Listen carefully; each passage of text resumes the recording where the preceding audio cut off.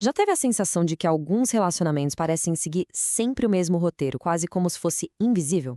Pois é. Hoje a gente vai mergulhar a fundo justamente nesses padrões que ficam escondidos, moldando as nossas conexões sem que a gente nem perceba. Essa frase, nossa, ela bate fundo, né? Ela é um verdadeiro desafio para a gente olhar para dentro. Por quê? Quantas vezes a gente não age no piloto automático, sem entender de verdade o que está nos movendo? É um convite para começar uma jornada de autoconhecimento. E essa jornada interna muitas vezes nos leva para dentro de um ciclo que, nossa, muita gente enfrenta em silêncio. Vamos tentar entender como é que esse padrão, que quase sempre começa parecendo amor, acaba nos prendendo numa repetição de dor e reação. E é sempre assim, né? Todo relacionamento começa com aquela promessa, a esperança de se conectar, de encontrar segurança. No início, tudo parece tão real, tão genuíno. Existe aquela sensação boa de se sentir importante, de ser visto. Mas aí, de um jeito sutil, quase imperceptível, aquela conexão começa a se transformar em medo. O medo de perder, sabe? O medo de não agradar, de ficar só. E o que era uma partilha vira, de repente, uma tentativa meio desesperada de preencher um vazio que a gente nem sabe nomear. E dentro desse ciclo, a vida vira uma reação constante. Primeiro, a gente tentar salvar a situação, consertar tudo. Depois vem a culpa. E, por fim, a acusação. A gente vai se anulando para tentar sustentar a relação, sem nunca parar para perguntar o que está acontecendo aqui dentro de mim de verdade. E olha, essa dinâmica caótica não acontece por acaso, não. Ela é alimentada por três papéis bem específicos que a gente acaba interpretando, muitas vezes sem nem se dar conta. Vamos entender que máscaras são essas. Primeiro, vem o salvador.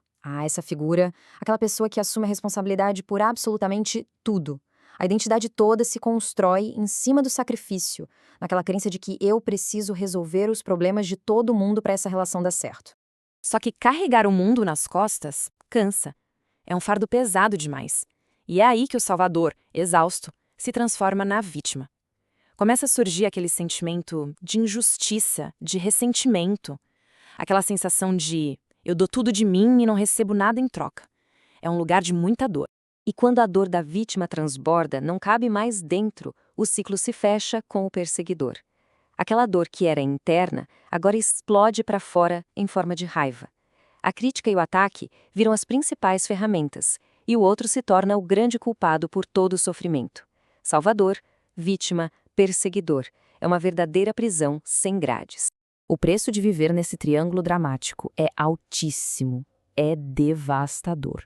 O corpo simplesmente se esgota, a mente fica numa confusão sem fim, e a alma, aos pouquinhos, vai se fechando. Mas olha, mesmo no fundo do poço, existe uma saída. O ponto de virada não está em tentar mudar o outro, mas sim em ter a coragem de olhar para dentro e fazer um tipo de pergunta totalmente diferente. Essa é a pergunta que pode virar o jogo. É um momento de pausa, sabe? Um convite à humildade. Só o fato de admitir que a nossa percepção pode não ser a verdade absoluta, isso já começa a quebrar o padrão. E essa segunda pergunta nos leva ainda mais fundo. Ela sugere que a raiz do problema talvez nem esteja no presente, mas sim num padrão antigo que a gente repete e repete sem nunca ter questionado. E isso nos leva a uma conclusão importantíssima, que é o seguinte: o sofrimento não vem da situação em si. Ele vem do significado que a gente aprendeu a dar para ela. É como se fosse uma lente que distorce a nossa visão e acaba gerando toda essa dor. Com essa nova consciência, um caminho para se libertar começa a aparecer. E o primeiro passo é uma mudança fundamental de mentalidade: sair do jogo da culpa. Porque culpar é fácil, né? É projetar a nossa dor no outro. Já a responsabilidade, isso é diferente. É reconhecer que a gente tem o poder de corrigir a nossa própria visão, de enxergar as coisas de um jeito novo. E essa responsabilidade se mostra em ações práticas. A gente começa a observar as nossas reações, em vez de só reagir. Suspende os julgamentos e admite que, talvez, a gente não saiba a história toda. E é muito importante entender isso aqui. Isso não é uma técnica de autoajuda, um truque, é algo muito mais profundo. É uma reconexão com a verdade de que a paz e a inteireza, na verdade, já existem dentro da gente. E aqui está a essência de tudo. A verdadeira liberdade não vem de tentar consertar o mundo lá fora, mas sim de curar essa ilusão de que estamos separados dentro da nossa própria mente. E quando essa verdade é lembrada, o ciclo ele simplesmente se desfaz. O salvador pode finalmente descansar. A vítima se dissolve e o acusador perde totalmente a sua função. A dor não precisa mais ser projetada para fora. E o que emerge disso tudo é um novo estado de ser, um estado de inteireza, de responsabilidade e, finalmente, de liberdade.